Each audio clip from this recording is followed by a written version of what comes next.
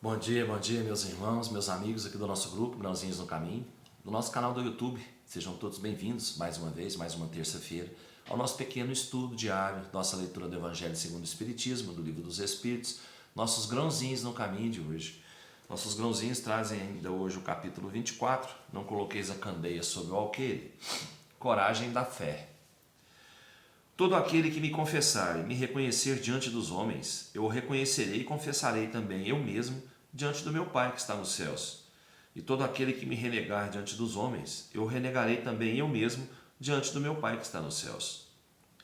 Se alguém se envergonha de mim e das minhas palavras, o Filho do Homem se envergonhará também dele, quando vier em sua glória e na de seu Pai e dos santos anjos. Isso aí são leituras do livro de São Mateus, e de São Lucas, dos evangelhos deles. A coragem da opinião sempre foi considerada entre os homens, porque há mérito em afrontar os perigos, as perseguições, as contradições e mesmo os simples sarcasmos, aos quais se expõe quase sempre aquele que não te me confessar claramente ideias que não são as de todo mundo. Aqui, como em tudo, o mérito está em razão das circunstâncias e da importância do resultado.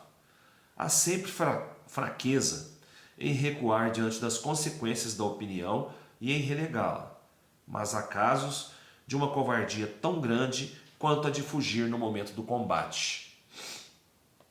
Jesus assinala essa covardia do ponto de vista especial da sua doutrina, dizendo que se alguém se envergonha das suas palavras, ele se envergonhará também dele, que renegará aquele que o tiver renegado, que aquele que o confessar diante dos homens o reconhecerá diante do Pai que está nos céus. Em outros termos, aqueles que tiverem medo de se confessarem discípulos da verdade não são dignos de serem admitidos no reino da verdade. Perderão o benefício de sua fé, porque é uma fé egoísta que guardam para si mesmos, mas que escondem com medo de lhes cause prejuízo nesse mundo, enquanto que, colocando a verdade acima de seus interesses materiais, aqueles que a proclamam abertamente trabalham ao mesmo tempo para o seu futuro e o dos outros. Assim o será com os adeptos do Espiritismo, uma vez que a sua doutrina, não sendo outra senão o desenvolvimento e aplicação da do Evangelho, é a eles também que se dirigem as palavras do Cristo. Semeiam na terra o que colherão na vida espiritual. Lá colherão os frutos de sua coragem ou de sua fraqueza. Bom, gente, aqui fala para nós assim, sobre aquelas pessoas que dizem que têm fé, que acreditam no Pai, que acreditam em Cristo, que acreditam em suas palavras, mas que diante da primeira contrariedade elas renegam isso. Elas se escondem, Elas se escondem diante da opinião do mundo. Porque se o mundo fala X e ela fala Y, ela não tem coragem de impor as suas ideias sobre aqueles que falam X, porque a maioria está falando X e eu estou falando Y. A maioria fala da vida terrena, da matéria, eu falo do espírito, da alma. E eu sou minoria, então eu não tenho coragem de expor minhas ideias, expor a minha fé diante da maioria dos homens, das ideias terrenas. Então, que fé é essa que eu tenho?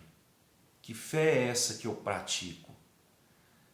A verdadeira fé tem que ser praticada, tem que ser demonstrada, tem que ser provada. Tem que ser provada. E ela tem que se basear em cima de um fundamento muito grande, que são as palavras do Evangelho. Não é? Então, pessoal, diante de todos eu tenho que ser eu. Eu tenho que ser eu mesmo. Se eu acredito em alguma coisa, eu tenho que me manter firme naquilo que eu acredito. Não importa o que os outros pensem, o que os outros falam. Importa aquilo que eu sinto e aquilo que eu tenho vontade de falar. Eu tenho que impor as minhas ideias. Eu tenho que impor, não. Eu tenho que expor as minhas ideias. Levar as ideias da doutrina espírita, da minha fé, do amor que eu tenho no coração, da caridade que eu tenho que praticar e mostrar para todos que esse é o caminho. E diante das contrariedades do mundo, eu tenho que me manter firme. Mostrar que a minha fé é forte, que o meu Deus é maior, que o meu Deus é o Pai de todos. Ele aceita todos do jeito que são, mas ele fica muito feliz com aqueles que já estão com a cabeça voltadas, né, para a vida espiritual, uma vida futura melhor do que essa vida na Terra. Livro dos Espíritos traz para a gente hoje a questão 612, falando dos 3 reinos ainda no capítulo 11. O espírito que animou o corpo de um homem poderia encarnar num animal? É aquilo que nós falamos ontem. Isso seria retrogradar e o espírito não retrograda. O rio não remonta à sua fonte. Nós falamos isso ontem, né, gente? O espírito não regride. Ele não regride. Ele estaciona às vezes, mas ele não regride. E a regressão seria o quê? Reencarnar num espírito, num ser inferior. Não é? Num ser que ainda não tem condições, né, de ter um espírito humano encarnado nele. Como? Eu vou encarnar um espírito que já viveu como homem em um gato, em um cão, né, em uma galinha. Você já pensou? Não teria sentido isso. Seria retrogradar o espírito. O espírito veio para crescer e não para retroagir. Tá certo? É o que nós dissemos ontem. Gente, fiquem todos com Deus. Vamos continuar aí nas orações, né? Para o pessoal lá do Rio Grande do Sul, que está sofrendo muito com as águas, né? E vai passar, né? Vamos agradecer o Pai o que nós temos aqui. Vamos lá, gente, somos todos irmãos, né? Uns pelos outros. Quem puder enviar ajuda, envie sua ajuda. Quem não puder, envie suas orações. Tá certo? Que Jesus nos abençoe, nos dê uma ótima terça-feira, com muita paz, amor, luz, trabalho, saúde, né? E alegria no coração. Vamos lá, vamos confiando.